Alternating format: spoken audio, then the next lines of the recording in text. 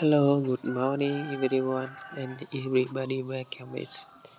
សូមស្វាគមន៍សម្រាប់ការមកទស្សនានៅ channel របស់ខ្ញុំបាទផងដែរបាទ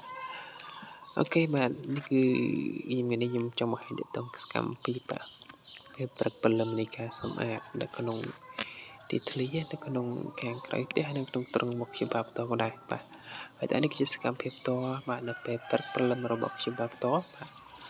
ទៅនឹងការសម្អាតបាទស្មៅនៅក្នុងទ្រុងដំណាំរបស់យើងតិចតួចហើយយើងបានដាំហើយដោយសារវាដុះចឹងទៅ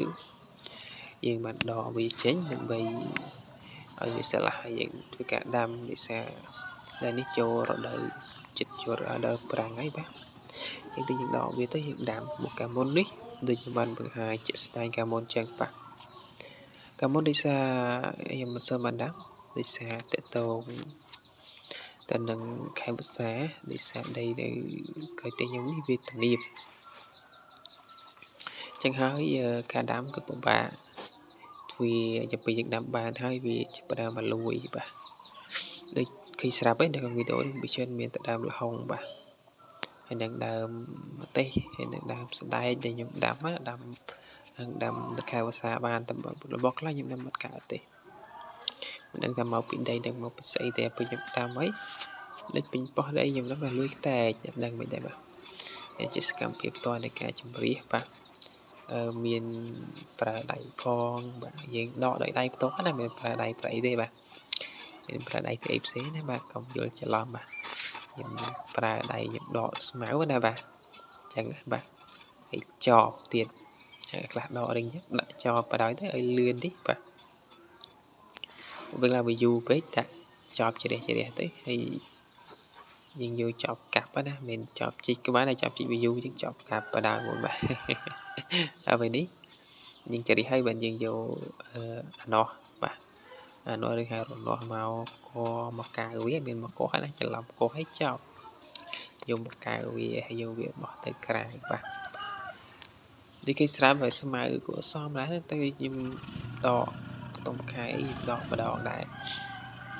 តែថ្ងៃខ្លះដោយសារការមុននោះវាខែវស្សាទៅយើងអត់សូវបានដកដែរទុកខ្យល់ទៅយើងស្រួលដែរបាទតែនេះជាសកម្មភាពផ្ទាល់ណាបាទយើងក៏មានអីណាបាទ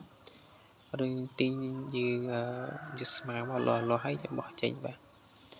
ទុកធ្វើជីវជាតិខ្លះកុំឲ្យអត់ជីវជាតិទេណាដូចយើងដាំធម្មជាតិសុទ្ធអញ្ចឹងគណៈអស់ជាតិអស់ជីធម្មជាតិទៅតាមស្ដោះហើយបាទអូខេមុនហើយវីដេអូនឹងមានអីច្រើនតែមានតែសកម្មភាពផ្ទាល់បាទហើយ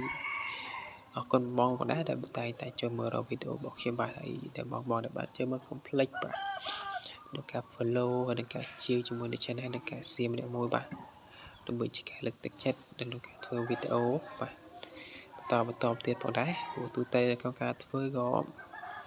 ហើយយើងត្រូវការថតហើយនឹងការកាត់ហើយយើងត្រូវការចំណាយដែរហើយនិយាយជារួមការចំណាយរបស់ខ្ញុំក៏អត់បានអីជាផ្លែផ្កាដែរបាទអញ្ចឹងបាទជាបងដែលបានចូលមើលកុំភ្លេចបាទធ្វើការ comment ខាងក្រោមម្នាក់មួយបាទហើយនឹងធ្វើការ share នៅក្នុង channel YouTube ម្នាក់មួយផងដែរដើម្បីជាការលើកទឹកចិត្តផងដែរបាទហើយកុំភ្លេចធ្វើការ join នៅ channel ម្នាក់មួយផងដែរក្នុងការតាមដានបាទឬក្នុងការទទួលបានវីដេអូថ្មីពីខ្ញុំបាទផ្ទាល់មុនគេផងដែរងាយបាទលឿនរហ័សទាន់ចិត្តបាទមិនថាវីដេអូនៅក្នុងការ live ឬក៏នៅក្នុងការធ្វើវីដេអូផ្ទាល់ពីច្រើនឥឡូវនេះខ្ញុំ live ដែរបាទបងប្អូនចង់និយាយមួយខ្ញុំវិញអាចចូលមើល live ហើយ comment ទាំងអស់គ្នាបានណាបាទ live អាចពេលល្ងាចឬពេលថ្ងៃតាមជាក់ស្ដែងពេលទលេបាទហើយវីដេអូក៏ខ្ញុំធ្វើការតម្លាក់ឲ្យតែវីដេអូបាទក្នុងមួយថ្ងៃពីរថ្ងៃមួយតែពិសេសគឺវីដេអូទាក់ទងនឹងជនបទសុខស្រ័យធម្មតាណាបាទពិសេសយើងនឹងអ្នកស្រែអត់មានអីចឹងតែវាស្រែនឹងទេបាទនិយាយជារួមបាទជាងគឺសម្រាប់វីដេអូហ្នឹងគឺពីពុតគេស្រាប់មានតែសកម្មភាពយើងធ្វើដកស្មៅជំរះស្មៅអីចឹងបាទ